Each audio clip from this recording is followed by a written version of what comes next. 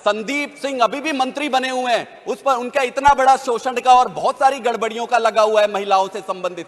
ऐसी क्या परिस्थितियां हैं?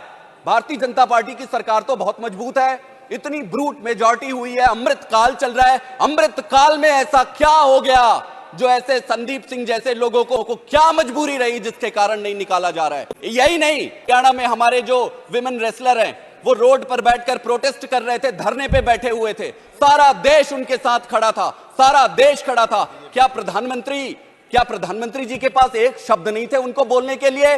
प्रधानमंत्री जी के पास बचाने के लिए बृजभूषण सिंह थे।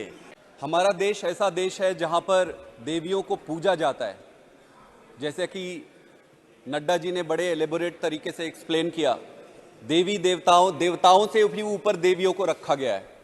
ऐसा देश है जहां पर कृष्ण से पहले राधा का नाम आता है। ऐसा देश है जहां पे राम से पहले सीता का नाम आता है, शंकर जी से पहले भवानी का नाम आता है। हम ऐसे देश से बिलोंग करते हैं। सामाजिक व्यवस्था के कारण, बहुत सारी परिस्थितियों के कारण राजनीति में महिलाओं को जो उचित स्थान मिलना था वो नहीं मिल पाया।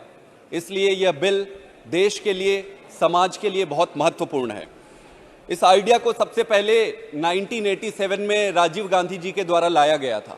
1987 से लेकर आज तक लगभग 35 साल हो गए।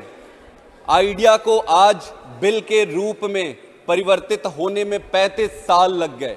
हम बड़े उत्साहित थे कि भारतीय जनता पार्टी की सरकार ने इस बिल को लेकर आया है, लेकिन जब इस बिल के अंदर में देखा तो हमें यह पता चला यह बिल तो धोखा देने वाला बिल है, महिलाओं को बेवकूफ बनाने वाला बिल है। ये बिल महिलाओं को रिजर्वेशन नहीं दे रही है, ये महिलाओं से रिजर्वेशन ले रही है। मैं बताता हूं कि कैसे करेगी। Please kindly check. धोखा और जो शब्द आपने इस्तेमाल किया वो संसदीय है, बोलने में संसदीय शब्दों का ही इस्तेमाल करें। Please you may take the appropriate decision. ये काम आपका है देखना, मेरा नहीं। आप संसदीय शब्दों का ही इस्तेमाल करें। Thank you sir. तो जिस तरीके से बहुत सारे जुमले दिए गए, ये भी उन जुमलों में से अगला जुमला है। जुमला दिया गया 18 करोड़ जॉब मिलेगा, कुछ नहीं मिला, जुमला निकला। किसानों के फसल को दुगने भाव मिलेंगे, जुमला निकला। काला धन वापस आएगा, जुमला निकला। महंगाई कम करेंगे, जुमला निकला। यह बिल भी जिस तरीके से इस पे पेच अड़ाया गया है उपसभापति महोदय, और मैं डिटेल में बताऊंगा कि कैसे पेच अड़ाया गया है। इस पेच जिस तरीके से अड़ाया गया है, ऐसा लगता है कि यह भी मात्र एक जुमला साबित होने वाला है। अमृतकाल एक बहुत अच्छा नाम है, सुन के अच्छा लगता है कि अमृतकाल में कौन नहीं रहना चाहेगा। अमृतकाल में, अमृतकाल एक संभावनाओं का समय हो सकता था, अपार संभावनाओं का समय हो सकता था। यंग नेशन है, एजुकेशन है, सब कुछ है, बहुत अच्छा कर सकते थे।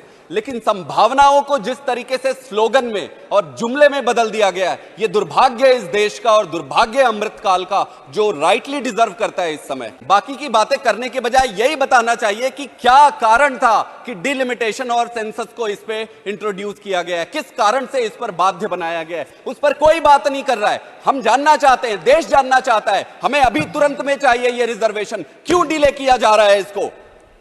सर, उसका कारण मैं बताता हूं। भारतीय जनता पार्टी स्वयं के अंदर इतने कॉन्ट्रेडिक्शंस हैं कि पिछली बार जब यह बिल आया था तब माननीय योगी आदित्यनाथ जी ने कहा था कि विप की क्या जरूरत है, हम कोई बंधुआ मजदूर थोड़ी ना है, पार्टी के अंदर डिस्कस होना चाहिए, जैसा आडवाणी जी के यहां डिस्कस हुआ था। अगर नहीं मानती है पार्टी तो मैं रिजाइन कर दूंगा। ये मैं कोट करके कह रहा हूं, आदित्यनाथ जी का ये बयान है, पूरे मीडिया में है। उसके बाद लालमणि चौबे जी, मृदुला सिन्हा जी, तेजस्वी सूर्या जी, अमित मालवीय जी, आप किसी को भी ले लीजिए, पब्लिक डोमेन पे है, सबने इसका विरोध किया था। अमित मालवीय जी ने तो यह भी लिखा था, मैं कोट कर रहा हूं ट्विटर में, Sonia ji holding the nation to ransom just to fulfill our agenda to see women reservation bill pass. That is true. That is true. That is precisely the case.